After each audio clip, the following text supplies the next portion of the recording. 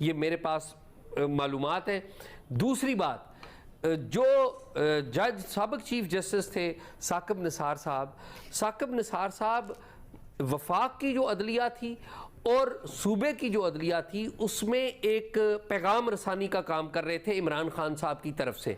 آپ کو یاد ہوگا اس وقت اسٹیبلشمنٹ نے لیک کی تھیں, کوئی آڈیو لیکس بھی لیک کی تھیں. ایک آڈیو لیک آپ کو یاد ہے وہ آئی تھی جس میں ثاقب نثار صاحب ایک بندے کی ٹکٹ کا بھی عمران خان صاحب کی سفارش کر رہے تھے, ان کے بیٹے کا معاملہ وہ بعد میں عدالت میں بھی چلتا رہا. یہ چیزیں کچھ آئی تھیں, لیکن میں آپ کو یہ بات معلومات کی بنیاد پہ کہہ رہا ہوں کہ ثاقب نثار صاحب ٹیلی فون کے اوپر اور ویسے بھی ان پرسن بھی ملاقاتیں کر کے جو اس وقت کے جو چیف جسٹس تھے امیر بھٹی لاہور ہائی کورٹ کے, ان کو ہدایات دیتے تھے, ان کو رہنمائی کرتے تھے کہ عمران خان صاحب کے جو کیسز ہیں ان کو کس طریقے سے لیں اور کس کو کس طریقے سے فیور دیں. اور اس والے سے ایٹ دیٹ ٹائم جب اس وقت کے جو چیف جسٹس تھے وہ سرو کر رہے تھے تو میں نے ان کا موقف لینے کے لیے انہیں رابطہ کیا. ان کے واٹس ایپ کے اوپر میں نے پیغام بھیجا, انہوں نے میرا پیغام پڑھا, بلو ٹک ہوئی, لیکن انہوں نے جواب نہیں دیا.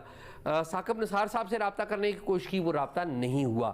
اگر میں یہ غلط بات کہہ رہا ہوں تو وہ ابھی بھی اپنا موقف دے سکتے ہیں. میرے پاس اس بات کی بڑے ذمہ دار لوگ موجود ہیں جنہوں نے مجھے یہ بات بتائی. آپ کا بالکل ٹھیک بات ہے.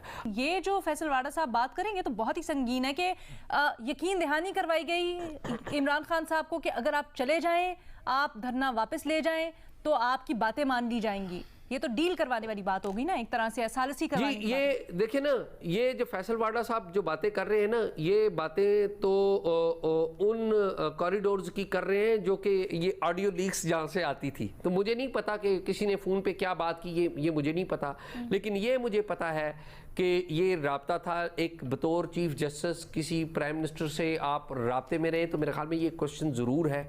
اور مجھے ذاتی طور پہ پتا ہے کہ وہ ان کی جو دوستوں کی لسٹ ہے یا ان کی قریبی رفقا کی فہرست میں جو وہ عمران خان صاحب سے کے حوالے سے وہ گفتگو کرتے رہے ہیں, وہ مجھے پتا ہے, لیکن میں اس میں نہیں جاؤں گا. لیکن ایک نام اور لوں گا میں, اور وہ تھے جسٹس اعجاز الاحسن صاحب.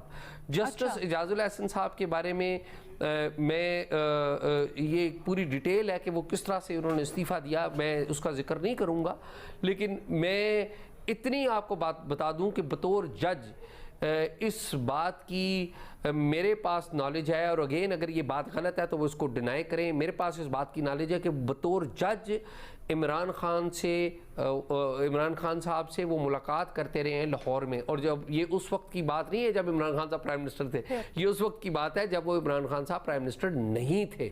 اس وقت کی بات میں کر رہا ہوں, اور اگر یہ میری بات غلط ہے تو وہ ضرور ڈینائی کریں.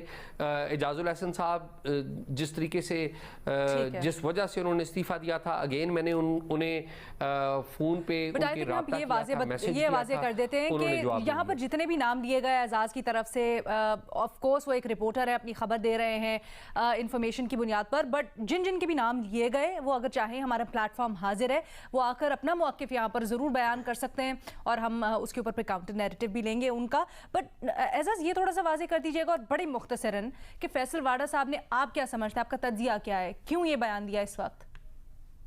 دیکھیے فیصل